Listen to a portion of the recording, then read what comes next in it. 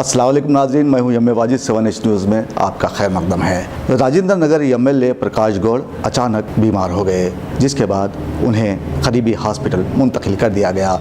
पेश है इस मामले पर 7H की ये रिपोर्ट। रंगारेड्डी के इलाके राजेंद्र नगर हल्के की नुमाइंदगी करने वाले रुकन असम्बली प्रकाश गौड़ दिवाली के पेश नज़र किसी तकरीब में शिरकत के लिए पहुँचे थे कि अचानक उनकी तबीयत ख़राब हो गई, जिसके बाद उनके साथ मौजूद अफराद ने उन्हें शमशाबाद के एक दवाखाने मुंतकिल किया।